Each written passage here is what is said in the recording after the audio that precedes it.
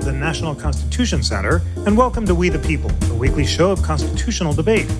The National Constitution Center is a nonpartisan nonprofit chartered by Congress to increase awareness and understanding of the Constitution among the American people.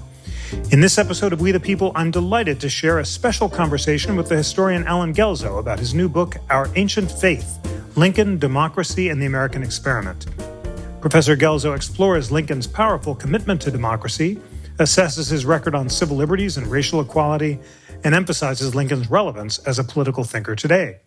Allen Guelzo is director of the James Madison Program Initiative on Politics and Statesmanship and senior research scholar in the Council of the Humanities at Princeton University.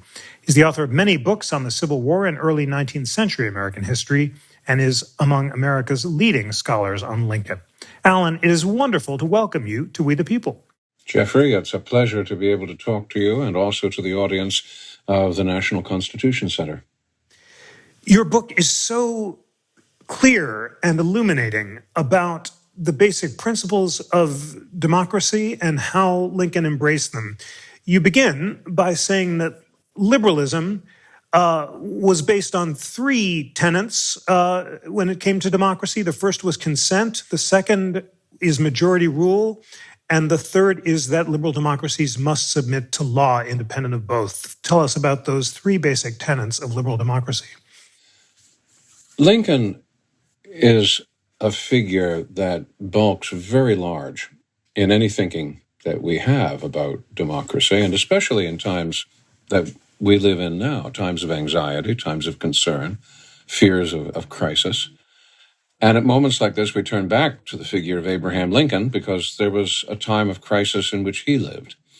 And yet, our democracy emerged victorious from that, and in large measure because of his leadership and his wisdom. So we wonder, can we find answers to our present dilemmas in Lincoln?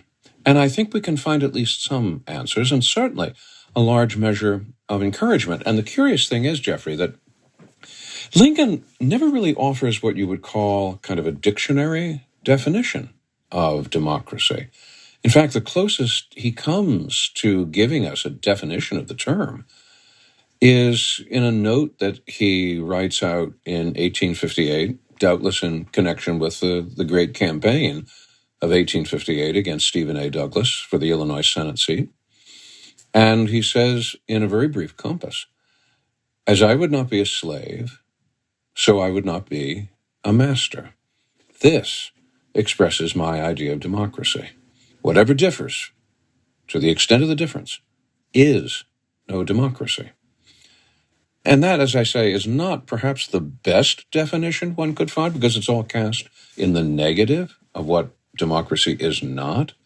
Nevertheless, I think we can still extract some important things from it. And you've actually mentioned several of them already. One is this fundamental idea of consent. What you deal with in a democracy is the consent of the governed. You work on the basic assumption that political sovereignty, the power to do things and to get things done, resides in the people. The people make the decisions for themselves. The assumption is people are competent to do that. The people, he said, who inhabit the country are the people who should rule it. And with that in view, we understand that consent, being able to say yes, is one of the absolute vital aspects of a democracy. In a monarchy, for instance, or a dictatorship, nobody asks the people what they want. Either the monarch or the dictator says, this is the way it's going to be, and you're going to have to live with that. And the people have no choice but either to submit or, in some cases, to rebel. But for Americans, Lincoln understood that democracy is about this thing called consent, the consent of the governed. And he called that, in the great speech he gives in 1854 in Peoria, Illinois, he calls that the sheet anchor of American republicanism, this idea of consent. That's the same speech, by the way, where I extract the title, Our Ancient Faith. And it's in that very same speech he gives in Peoria in October of 1854. So sovereignty and consent, yes, that's fundamental to any notion of democracy. We assume in a democracy that ordinary people are capable of governing their own affairs, that people are not born with bits and bridles in their mouths and saddles on their backs, waiting to be ridden by someone who assumes that they have more wisdom or more authority on their own. So, yeah, sovereignty, consent. And then, along with that, elections. Elections are just absolutely vital to a democracy. Not because we enjoy all the hoo-ha that goes along with elections. And there was lots of hoo-ha in Lincoln's day, too. But it's because elections are about accountability. People make the choice of their laws, but they also make the choice of the officials who are going to enact and execute those laws. Well, if they don't do a good job, then elections are a way of holding those particular officials accountable. It's simply saying that officials, simply because they're elected, do not automatically become monarchs or dictators of their own. No, they're accountable to the people. And so you have to have elections. They have to be free. They have to be fair. They have to be frequent. Otherwise, he said, you can't really have free government, because free government is about accountability to those people who are the sovereigns. And then there's majorities. Majorities are another important part of this for Lincoln, because in any democracy, you're never going to get unanimity. You're never going to get 100% of the people who decide, yeah, we all want pepperoni on our pizza Friday night. And I've never seen that happen even in a dorm room. So you're always going to have a majority. You're always going to have a minority. In a democracy, majorities have the privilege of ruling, of having their say and having their way. Now, that doesn't mean that majorities then have the authority to take the minority, stand it up against a barn wall, and execute it. No. Now, majorities have the privilege of ruling, but they also have the obligation to respect minorities because, and here's one of the great shockers of democracy, a majority might be wrong. A majority might make a mistake. It might be carried away into error. And the minority might, in the event, turn out to be correct after all. In fact, the minority might be so correct that they actually persuade enough people so that they can become the majority at another point further down the road. So majorities, yes, they rule, but they also respect minorities. But you see, minorities also have a responsibility. Minorities have the privilege of dissent. They have the right to dissent. Maybe I'm using the word privilege and right a little too interchangeably. Let's keep it to right, because that's even more fundamental. Minorities have the right to dissent, but they don't have the right to subvert. They don't have the right to frustrate, stand in the way of, divert the attention and the direction of the majority. So you understand that in a democracy, there are majorities and minorities. They have obligations. They also have rights. Finally, you mentioned law. For Lincoln, law is absolutely indispensable to a democracy because law is what keeps reason central to how a government operates. In a monarchy, what matters most is not reason. You didn't get a king because someone decided it was better for that particular person, Charles I or James I, to be king. That was not the product of a reasonable deliberation. No, it was an accident of birth, of heredity. So monarchy, dictatorship, these are not things that happen by reason. They happen by accident. Sometimes they happen by power. Sometimes they happen by force, not by reason. A democracy functions by reason. How do you express reason in a political environment? You express it through law. Because otherwise, without reason, without law, a democracy can become a mob. This is what James Madison was afraid of, writing in the Federalist Papers. He was afraid that if democracy became unhinged, then it would do terrible things because it would move from being reasonable and governed by reason to being governed by power or maybe by fear. And he makes a comment in the Federalist Papers that and he's talking about the Athenian democracy, the democracy of Athens in its golden age, and he says, if If every Athenian had been a Socrates, then the Athenian assembly would still have been a mob. That was how fearful he was about democracies running off the rails. Well, it did not turn out that way in the event, as Madison himself would eventually live to concede, and certainly Lincoln didn't believe that democracies necessarily ran off the rails. But to keep them on those rails, you need law. Because without law, you have mobs. Mobs lead to anarchy. And you know what anarchy eventually gives you? It gives you despotism. Because people can't live in an environment of anarchy. You can't live an ordinary life in a midst of constant flux and anarchy. And what do decent people do in the midst of anarchy? They turn to the man on the white horse. They turn to the authoritarian figure who will promise to deliver them from all their problems and conflicts and anxieties. So whatever freedom the mob thinks it has, very quickly goes downhill into a Napoleon, a Caesar, an Alexander. Exactly the line that Lincoln described in one of his earliest great speeches, the Lyceum speech of 1838.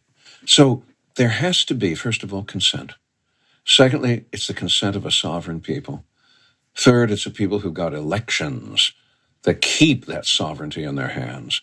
It's government by majorities, and above all, it's government under the rule of law. For Lincoln, that's really what we're talking about when we use the word democracy. Superb. You so powerfully sum up the basic tenets of Lincoln's democratic faith. I'm just going to repeat them because they're so important. Sovereignty, citizens possess equal standing, consent, free governments about elections, majority rule with respect for minority rights, and the rule of law by reason rather than passion. He distilled these basic principles of the American idea perhaps more concisely than anyone else. He attributed them to the Declaration of Independence in the 1854 speech with its ideals of equality, liberty, and government by consent. And then in the Springfield speech, as you just told us, he warned of the dangers of mobs and the need for reason rather than passion. What was going on when Lincoln gave the Springfield speech, talk about his both embrace of democracy and fear of demagogues? And what was his relationship with Andrew Jackson, which both embraced Jackson's democratic majoritarianism, but feared the degree to which he might become a demagogue? I can sum up his view of Andrew Jackson in one word: bad.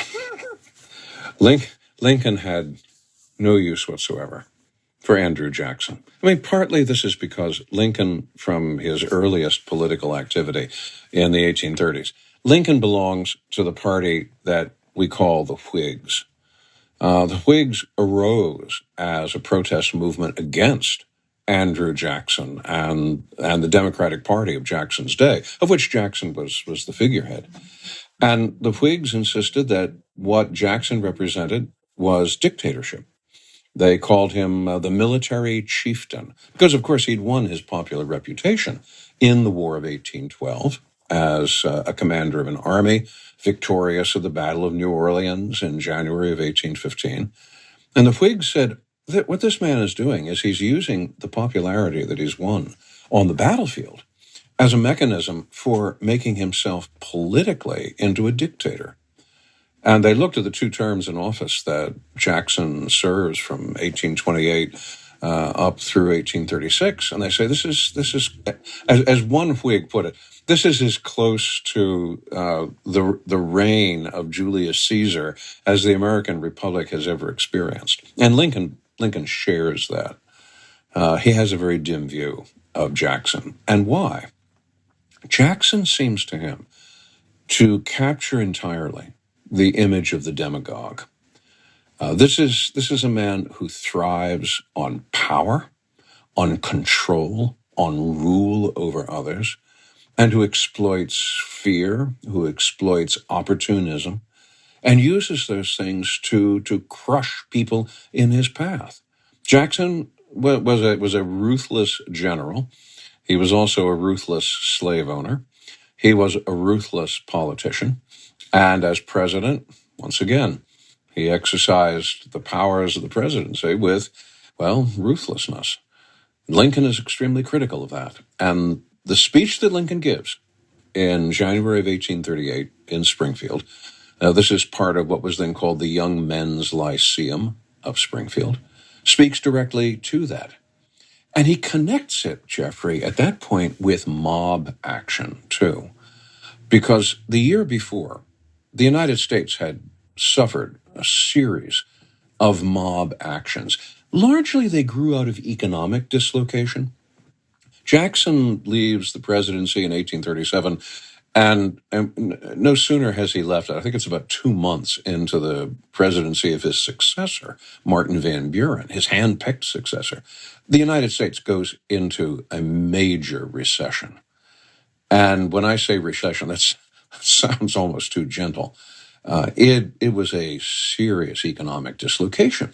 And in response to that, there were mob attacks all across the country. And some of the mob attacks are economic in nature. Some of the mob attacks have to do with opposition to slavery. In this case, people who opposed slavery were being attacked by mobs because the mobs reasoned if we're going to eliminate slavery, all that we're really going to do is we're going to create more competition for the existing jobs, and the number of those jobs is getting smaller because of this recession. So Lincoln looks at what's gone on in the previous year. He says, look at all these mob actions. How are we going to perpetuate our political institutions as a democracy when people are taking the law in their own hands this way, when they're lynching people, when they're pursuing people they think are parasites on the community, and either throwing them aside, forcing them out, or perhaps even murdering them. Then there are mob actions of other sorts, and he lists some examples of this that were fairly close to his own experience in Springfield, Illinois. But there was really no part of the country that was exempt from these kinds of actions. And Lincoln says, this is incompatible with a democracy. What are we becoming? He says, we used to remember that we were Americans and the heirs of the American Revolution. But look, he says, it's 1838. It's been a long time since the American Revolution. He says, the silent artillery of time has silenced the voices of those who were present in 1776 and who would otherwise be available to remind us of what our principles are. He says, now we are looking at a situation where people are ignoring completely what this democracy is supposed to be about. All right, how do we recover that? How do we recover a sense of it? Because if we don't recover a sense of it, what will happen will be exactly what I described before. There will be an Alexander, a Caesar, a Napoleon, what he calls a towering genius. And it's hard not to think that when Lincoln's talking about a towering genius, he's got Andrew Jackson in view. How do we avoid that? The way we avoid it, he says, is by reverence for the laws, by committing ourselves, he says, almost as though it was a civic religion, to keeping, abiding by, supporting, observing the laws. We should make it the kind of thing that mothers teach to their children on their laps, that we should teach in schools, we should teach in colleges, that every one of us should swear that we will in no way and in no wise tolerate disregard of the laws. That, he says, that is the way to keep us on the straight and narrow.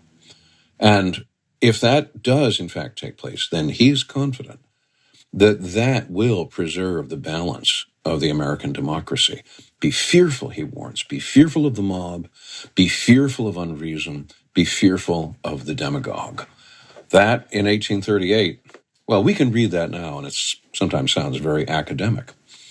It wasn't in 1838. He had seen enough of it quite close to home in Springfield. The warnings of the lawless and mobocratic spirit arguably don't seem academic today, as we fear mobs online and throughout our republic. And you so powerfully say that Jackson was the first example of what Madison feared, a weakness for demagogues who play to anger, fear, and contempt and persuade Americans to put more faith in power than in liberty. Using that definition of demagogues, What were the demagogues who Lincoln saw before and during the Civil War? Was this the secessionists and Douglas or Alexander Hamilton Stevens? And how did Lincoln's determination to teach the rule of law and resist demagogues play into his relationship with civil liberties in wartime? Well, for him, the demagogue that he has to deal with most directly, and he doesn't want to exactly use the word demagogue, is Stephen A. Douglas. He doesn't want to exactly use the word demagogue because Douglas is an Illinoisan like himself. He has known Douglas for many, many years, and yet he is convinced that Douglas, whatever talents Douglas possessed, and he possessed great talents as a politician. Nevertheless, Lincoln believed that Douglas represented a perversion of those principles. And what you get in Stephen A. Douglas, he said, is a man who will tell a lie to 5,000 people one day, and the next day will tell the exact opposite to 10,000 people, always counting on the fact that the original 5,000 aren't going to go and check up on what he says the day after. There are moments in Douglas's career which Lincoln simply finds awful to think about. But the worst of all was the way Douglas talked about slavery. Douglas talked about slavery as though this was like making a choice between flavors of ice cream. That if you wanted to have slavery and you wanted to legalize slavery in your state, you should be perfectly free to do it if you have a 51% majority that will approve that. And especially this alarmed Lincoln, because Lincoln had grown up believing that slavery in America was really doomed by the progress of democracy. That, yes, of course, the federal government doesn't have the authority to intervene in those states where slavery has been legalized by those states, but certainly the federal government has the authority to prevent slavery from spreading outside those states, spreading into the new territories of the West, of the old Louisiana Purchase. And if that would be the case, then Lincoln could foresee that those territories would be taken over by slave interests. They would soon become a majority, and then they would use that slave majority to undo all the free state statutes, and the entire country would find itself swallowed up in the maw of legalized slavery. Lincoln sees, and this is what brings him, in fact, out of a kind of semi-retirement from politics in 1854. Lincoln sees that Douglas is providing what he calls a lullaby. He is saying to Illinois voters that, well, we really should, in fact, leave it up to the ordinary people in the territories to decide whether they want to legalize slavery or not. That we shouldn't feel ourselves restricted by the Missouri Compromise of 1820 or by the Great Compromise of 1850, both of which touch on the territories.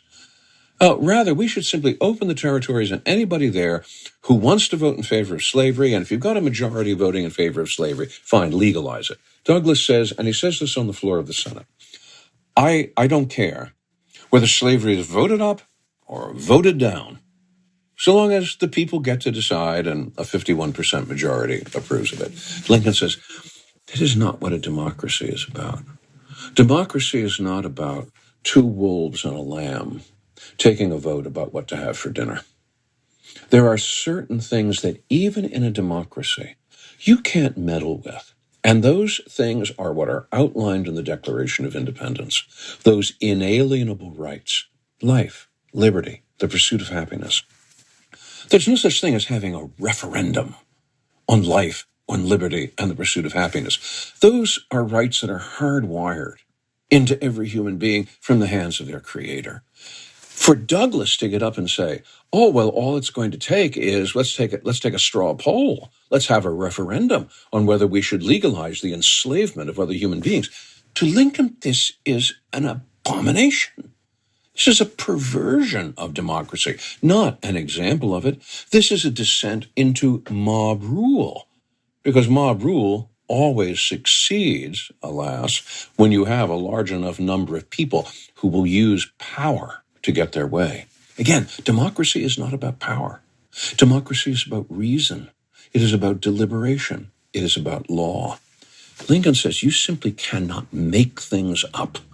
You cannot deprive people of their natural rights simply by saying, well, we're going to have a vote on it. No, it doesn't work that way. So Douglas looks plausible because, of course, what isn't plausible about saying, oh, well, let's put this up to a vote and, whoever gets the 51%, oh, well, they get to have their way. That sounds so plausible. No, Lincoln says, that's a lullaby. That's not democracy. That is a sham of democracy. And that is what leads Lincoln into collision with Douglas over and over again.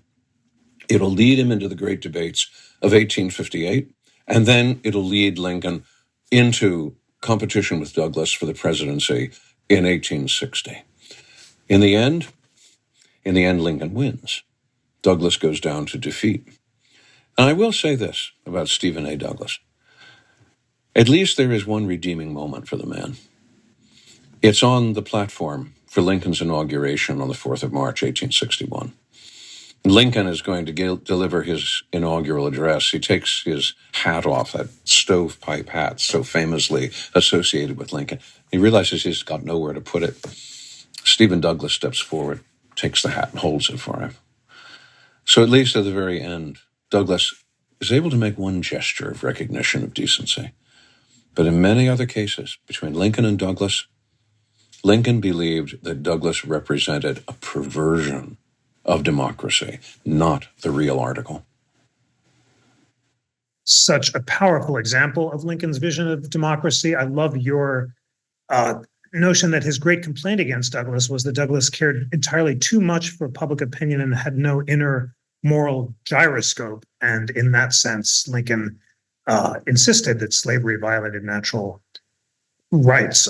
Before we talk about slavery, I want to introduce Lincoln's economics. You have 2 chapters on his embrace of Henry Clay's American system, and note that he was quite a good political economist. I learned from you that he was inspired by John Stuart Mill more than anyone else.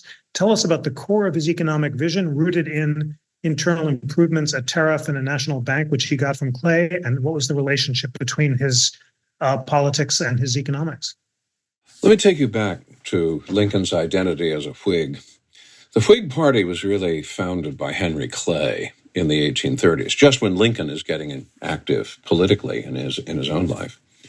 And Clay founds the Whig Party on 3 basic premises. One is internal improvements. Today we would call that infrastructure.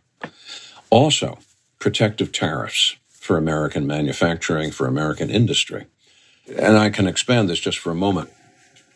When the American Republic is founded, we are overwhelmingly an agricultural republic. That's not an accident. That's because that's the way the British intended us to serve as colonies. We were going to be the breadbasket for British industry. And so all those regulations and taxes that were at the very foundation of the American Revolution and our resistance to them, they're really designed by British imperial planners to keep the American colonists in a very subordinate position, feeding the workers in Britain. So we embark on independence, but we embark purely as an agricultural nation. And that has its limitations. Something we discovered the hard way in the War of 1812. Again, a war with Britain, but we didn't have the wherewithal to clothe our soldiers, to arm our soldiers. And if it had not been for the distraction Napoleon Bonaparte afforded to the British Empire, well, the American Republic might have had a very short life and we might have gone back to being colonies. And today we'd be talking about having a governor general in America and other things like that. The Whigs look at this and say, this is a terrible situation to be in. We can't be in a situation of vulnerability like this forever. We need to develop American manufacturing. But how do we do that in competition against British manufacturing? They've got the advantage of us. They can swamp us with cheaply made goods. So protection, tariffs, that becomes an important part of Clay's policy. The third part is a national banking system. And a national banking system is what's going to establish a uniform currency, a uniform means of exchange all throughout the United States. Jeffrey, this surprises people when I when I pose this question, but I ask people, what is the most popular magazine circular in America before the Civil War? And people will sometimes say things like, oh, maybe Harper's, maybe Frank Leslie's Illustrated, maybe the North American Review. The answer is none of the above. The most popular magazine circular in the country was the Currency Circular. The Currency Circular listed the notes issued by banks all across the country and what those circular, that printed, that paper currency of those banks, what it was really worth. Because there was no paper money issued by the federal government. It was all issued by banks. And some of it might be good. Some of it might be worthless. And if somebody walked into your store, and your store was located in Illinois, and this was a person from Maine wanting to hand you banknotes from a bank in Maine, could you really trust them? No, you had to go to the currency circular to find out if that bank was still in operation. Well, what did this create? It created a situation of terrible, terrible consequences for the American economy. Because from place to place to place, you could never be entirely sure of who was buying what with what. So, a national bank that will issue some form of dependable circulating medium, as Lincoln used the term. Those become the three most important parts of the Whig agenda. The Whig Party itself, founders, it falls apart by 1856. But from out of the Whig Party emerges a new party whose identity is really wrapped around opposition to slavery. That's the Republican Party. And Lincoln, like many Northern Whigs, joins the Republicans. He's elected as a Republican, as president in 1860. But he will always describe himself to his friends afterwards as what he calls an old Henry Clay Whig. And what he wants to do as president is to put in place exactly that economic agenda. Internal improvements, protective tariffs, a national banking system. And he'll do it because, as he described Henry Clay was his beau ideal of a statesman. Now, we often think of Lincoln as the wartime president, and he is. Jim McPherson made the comment on one occasion that Lincoln is our only president whose virtually his entire presidency is consumed by war. And war makes noise, and we pay attention to the noise. It's called the Civil War. So we think that the Civil War was the only thing going on during Lincoln's presidency. It wasn't. At the same time as Lincoln is conducting this Civil War, this terrible campaign, he is also pushing through an economic agenda, and it's the old Whig agenda. He's pushing through, for instance, internal improvements, infrastructure. In fact, he signs the single biggest infrastructure bill in American history, and that is the bill authorizing the Transcontinental Railroad. Now, we sometimes romanticize the Transcontinental Railroad, and we think of it as something apart from Lincoln or the Civil War. But the truth is, the projects for a Transcontinental Railroad had been routinely stymied for years before Lincoln's presidency. It's Lincoln and his old Henry Clay Whig friends who are going to make that a reality. And that's a transforming moment for the American economy, because that means that the settlers who are moving into the Western territories, they're now going to have a means of marketing their goods, getting them from great distances in the West to Eastern marketplaces. That's a vital economic fact. So infrastructure, tariffs. Lincoln is determined to protect American industry. The Civil War Congresses at Lincoln's promotion enact the highest tariff rates, protective tariff rates in American history. And then a national banking system. He doesn't quite get a national bank itself, like the model of Alexander Hamilton. We won't get something like that until we get the Federal Reserve Bank in the 20th century.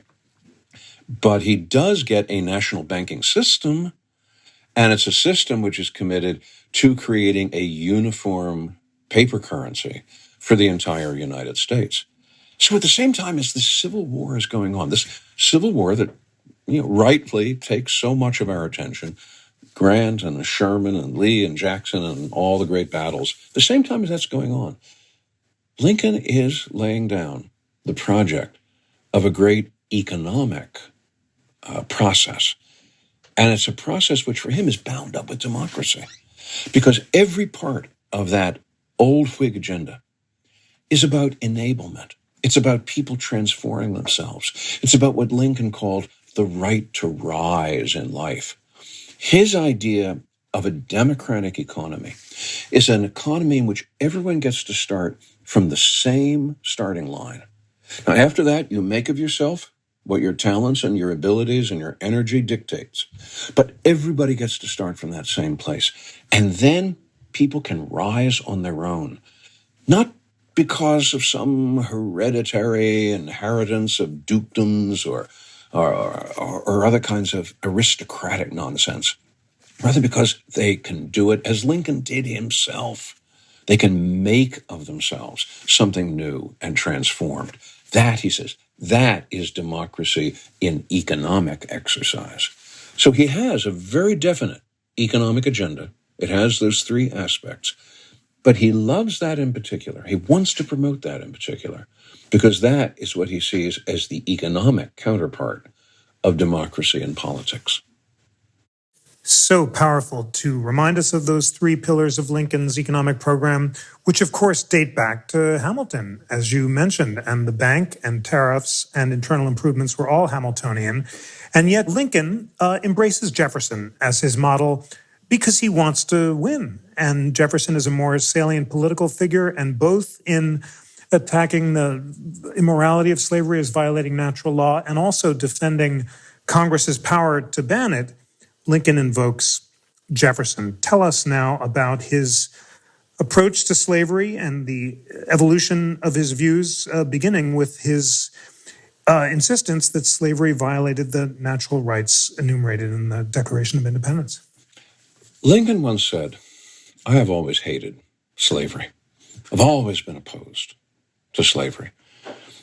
He tells a Kentucky newspaper editor and a former governor of Kentucky, he has them in his office in the White House, and he tells them, very frankly, I've never had a thought, I can never recollect a thought that pointed in any other direction except hatred of slavery. Because he assumed, first of all, that this is a flat-out violation of a natural right to liberty that's articulated in the Declaration of Independence. And he says, very frankly, in 1859, about Jefferson and the Declaration, that Jefferson and what Jefferson laid down in the Declaration, these, he said, are the axioms, the principles of a free society. It's interesting he uses the word axiom. As soon as you say that, you think of geometry. I loved geometry in 10th grade, I have to admit. Mathematics was never my long suit, but I loved geometry. Why? Because it was about logical relations. Lincoln is a man of logic. Lincoln is a man of reason. And a lot of the times when you hear him talk, when you hear him work through problems, it almost sounds like he's laying out a geometrical proof.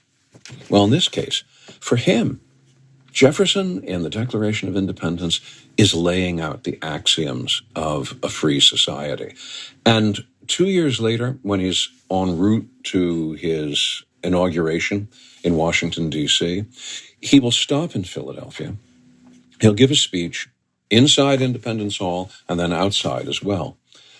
And he says there, I have never had a thought politically that did not stem from, that did not rest upon the Declaration of Independence. For him, that's simply the fundamental on which the American democracy is built. He has, in that respect, a reverence for Jefferson. Now, there's another side to this. And it's a side that his law partner, William Herndon, reminds us of in a number of Herndon's letters recollecting his interactions over the years with Lincoln. And that was, Lincoln was very dicey about Jefferson as a person. Jefferson is a thinker. Jefferson is the man who articulates those propositions about democracy. Yes, Lincoln loved that. He was much more worried, though, about the Jefferson who, at the same time, as he talks about all men being created equal, holds people in bondage. And there was an element of hypocrisy that Lincoln discerned in Jefferson and criticized. And Lincoln knew all about the stories about Sally Hemings and Jefferson's behavior towards her. And we think sometimes we only just discovered that a few years ago. No, actually, that was fairly well known even in Jefferson's lifetime. And Herndon said that Lincoln just despised that aspect of Jefferson. How could the man who articulates these axioms of free society at the same time behave in a fashion which seemed to contradict them? Well, Lincoln didn't have an explanation for that, but he did distinguish between the two Jeffersons. The Jefferson of personal practice that he reprobated, the Jefferson who articulates the ideas that he, as he says, are the axioms of a free and democratic society. When he has to deal with the legacy of Jefferson, this is a dicey thing for him. But he has at least the Declaration of Independence to lay out before people. And the Declaration and its principles become the thing he is constantly bringing people back to. And perhaps the most dramatic form in which he does that is in the Gettysburg Address.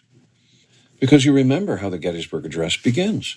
77 years ago, our fathers brought forth on this continent a new nation, conceived in liberty and dedicated to the proposition that all men are created equal. 77 years ago. Do the math, Jeffrey, do the math. He's talking about 1776. And he's saying what really lies at the foundation of American life and American politics is a proposition. Think about how wild that is. How wild it is, especially in the context of Lincoln's 19th century.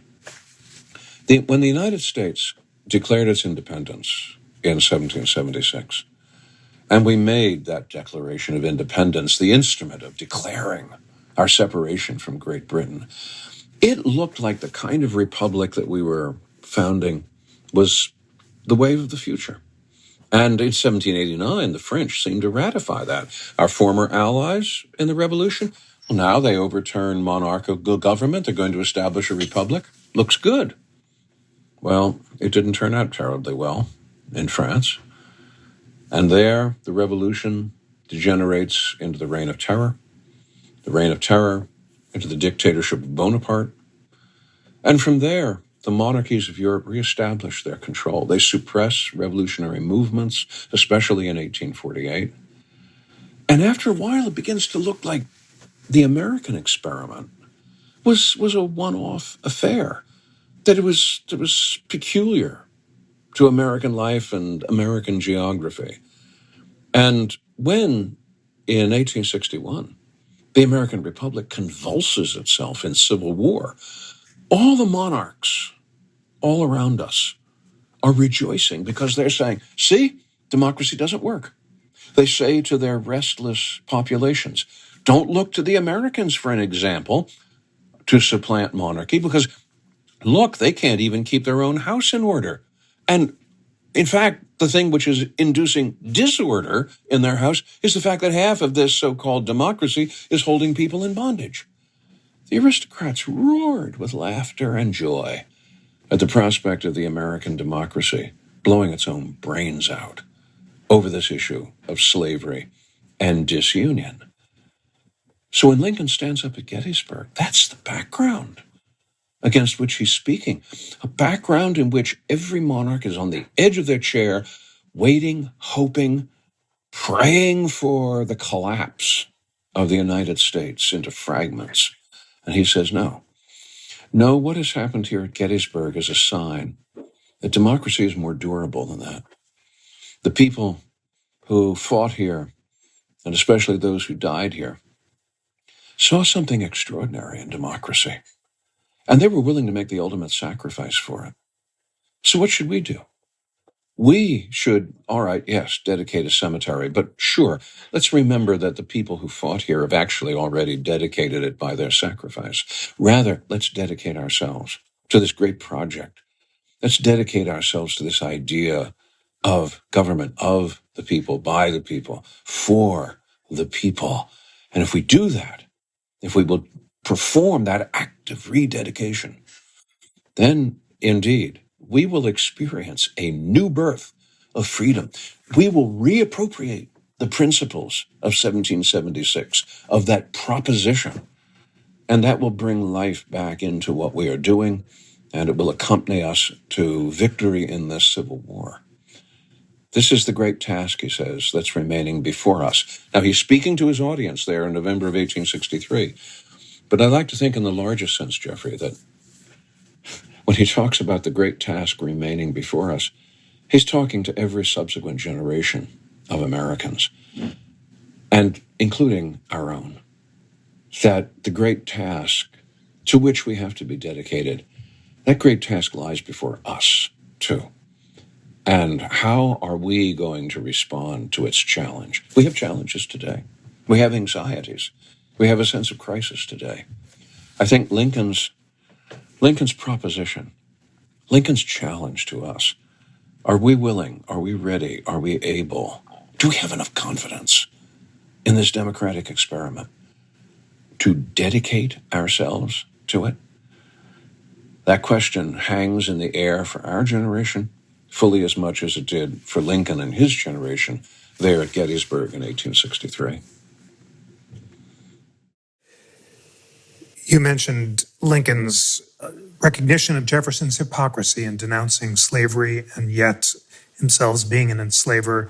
And you also, in your powerful chapter on democracy and emancipation, note Lincoln's own hypocrisies, that he had judged by dishonor that he expressed toward Black people. There are pluses and minuses, including his condescension, his vocabulary, and his strange enthusiasm for minstrelsy. If the test is enmity or dislike of Black people, his record is substantially more impressive, you say.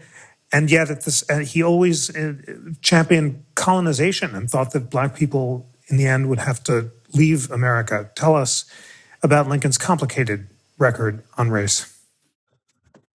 Jeffrey, I can't disguise the fact that, yes, I admire Lincoln, and I would like to invite others to admire Lincoln. And yet, I also understand that Lincoln himself is simply a man. He did not walk on the Potomac. He was not perfect. And he brings into this struggle for the preservation of democracy and the Civil War many of the prejudices of his own day. I would like to discount them and say, well, you have to look at the context of the 1860s. And yet I'm also aware that if I make an appeal to context, if I yield to that temptation, then what I've done is I've effectively erased any relevance of Lincoln to ourselves today. Because if he is only a product of his context, then he has nothing to say to us. And I don't think that's true. I think what we have to understand in looking at Lincoln is he makes mistakes. He has misperceptions. Sometimes he's yielding to the misperceptions, especially on race, of his own day. Sometimes he's yielding to necessity. He is a politician. He's begging for votes, and he's begging for votes from people who sometimes entertain, in embarrassing degrees, the most vile of prejudices on the subject of race. And he's also someone who is feeling his way through a crisis. We look back on the Civil War. We look back on emancipation and we say, oh, well, yes, of course, that was inevitable. It was going to happen that way. He should have known better. Perhaps. On the other hand, the United States had never had a civil war before. The United States had never seriously considered, as a nation, the question of emancipation. Sometimes it was because the situation had never forced itself on us. Sometimes it was because we didn't want to think about it until it did force itself on us. There is no Civil War for dummies that he could buy at the bookstore. There's no emancipation for dummies. There's no template. So a lot of the time what you're seeing in Lincoln as half-heartedness, lack of interest, indifference, sometimes it's because he's not sure where he's at. He's not sure where the country's at. He's not sure where the way forward is. And there's no one to tell him. We have the benefit of hindsight. Now, of course, if we take that very same attitude and apply it to ourselves, I'm sure that 50 years from now, someone will be looking back at us and saying, well, they should have known to do X, Y, and Z. And it will seem very easy and obvious 50 years from now. We don't experience it that way. We experience anxiety. Well, we experience uncertainty now. Lincoln experienced uncertainty then. What was race? What was going to be the future of those who had been enslaved, who were now going to be free? What do you do with a population that a large majority of the rest of the population holds in contempt? How do you reconcile these things? And how do you do it in the middle of fighting a war? All these get sometimes an answer from Lincoln that we scratch our heads about and say, what was he thinking?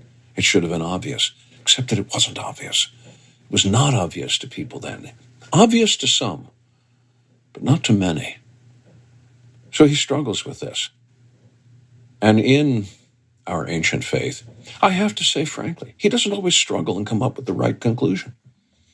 He doesn't struggle his way through these questions with perfect adeptness. He's willing you mentioned colonization. He's willing to dabble with the idea of colonization. And what colonization meant, just to translate it, was, all right, yes, we're going to emancipate the slaves, but we're then going to take all the slaves and we're going to deport them. Where to? Well, maybe Central America, maybe somewhere in the Caribbean, maybe West Africa. There were a variety of competing theories. But you take one step back from that and you say, you're going to say to former slaves who have now been emancipated, many of whose ancestors had been in the United States longer than most of the white people who were living in the United States. But you're going to say, no, we're going to ship you somewhere else. And Lincoln appears, for a while at least, to play along with this. And there's one particularly damaging moment in August of 1862 when he speaks to a delegation of black leaders in the White House, where he urges them, I want you to consider colonization. Why does he do that? Well, partly, as I say, it's because he's feeling his way through the thicket of these problems. Feeling his way because he doesn't know where the ultimate path or the ultimate answer lies. Okay, that's one thing. Second thing is, why is he talking about colonization? What good would that do? Well, certainly it wouldn't do any good for the freed slaves. What it might do, though, is to persuade reluctant white people to go along with emancipation. You see, if you're going to get to emancipation, you've got to convince a lot of white people in Lincoln's day that that's not going to pose some kind of economic or political threat to them. How do you make the pill of emancipation go down easier? You can make it go down a lot easier by telling white people in Lincoln's day, once we emancipate black people, you won't have to worry about it. There's a way out. There's a back door. At which point, reluctant white people say, oh, all right, well, we'll go along with emancipation then. And there were a number of people, both black and white, who thought that they discerned exactly that strategy in Lincoln's talk about colonization. In the event, does he really carry out colonization? He sanctions one small-scale experiment to an island off the coast of Haiti. It lasts for 6 months. He sends a boat, brings everybody back, and as his secretary, John Hay, said, slews off this humbug of colonization. Why was he doing it? I strongly suspect he was doing it to be seen, talking about it, to damp down opposition to the bigger project, which is emancipation. After that point, Lincoln never looks back to it. After that, that's when he starts talking about voting rights for the freed slaves. And at that point, he's on the high road at last. But he does take his time getting there. That is a fault in Lincoln. So I will not put a halo around his head. I think he's impressive. I think he's admirable in so many ways. But he has his faults, which is to say, he's like you and me. Your last chapter is powerfully called What If Lincoln Had Lived? You imagine that he might have taken on the question of the increasingly problematic role of the federal judiciary. And in fact, it was Roger Taney who embraced a version of judicial supremacy that was antithetical to Jefferson's far more restrained role. And you think that Lincoln might have taken that on, as well as helping us to recover consent, embracing an equality in which privileged groups don't claim sanction for power, and also help us recreate a democracy of citizens. Tell us in some final thoughts what might have happened if Lincoln had lived. Jeffrey, you know better than almost all of us that when we talk about the balance of powers in the Constitution, the balance of powers between the three branches, executive, judiciary, and legislative, we know that there are many times and many long stretches in American history where there hasn't been a balance at all, where one has outstripped the others in terms of power and grabs for power and administrative authority. The judicial branch performed a grab like that in 1857 with the infamous Dred Scott decision, which was a single-handed attempt on the part of Chief Justice Roger Taney to settle the whole slavery question. His feeling was the legislative branch had failed, the executive branch had failed. We, the U.S. Supreme Court, we are going to settle it. Well, of course, he didn't settle anything. It only made it worse. Now, this put a bad taste in Lincoln's mouth, because for years before this, Lincoln had always talked about the judicial branch as having the last word in passing on the constitutionality of American laws. And he talked about that specifically on the issue of a national banking system. But after Dred Scott, he becomes much more hesitant about handing any kind of blank check to the judicial branch or to any of the three branches as having superior authority to the others. In fact, at the very beginning of the Civil War, he suspends the writ of habeas corpus. Now, of course, Chief Justice Taney has a fit over this, issues his own opinion in Ex parte Merriman, denouncing what Lincoln has done as unconstitutional, and hoping then that Lincoln would appeal what he had written to the entire Supreme Court, in which case Taney would hope to get a full court decision striking down the suspension of the writ of habeas corpus.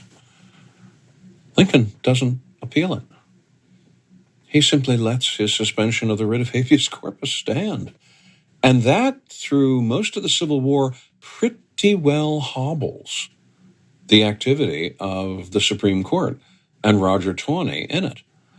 And I have to think that in large measure is because Lincoln has simply decided he doesn't want to give Taney some kind of veto over the decisions he has to make as the executive branch. Now, after Lincoln's death and after the end of the Civil War, all this changes yet again. What we will see in Reconstruction is, once again, a struggle among the three branches, not balance, but a struggle between the three branches as to who is going to have the real authority in dictating the settlement that we call Reconstruction. But that's another story. That's out beyond Lincoln. Lincoln is trying himself to deal with this struggle between the branches. And especially that's true for him as the head of the executive branch. When he deals with the legislative branch, it's not always easy outcomes. And he also has to deal with the judiciary. So Lincoln shows us that in our constitutional system, yes, we have these three branches. We also have to keep an eye on any one of them completely upsetting that balance, because the balance is there for a reason. Allen Guelzo, for writing and discussing with us our ancient faith, Lincoln, democracy, and the American experiment.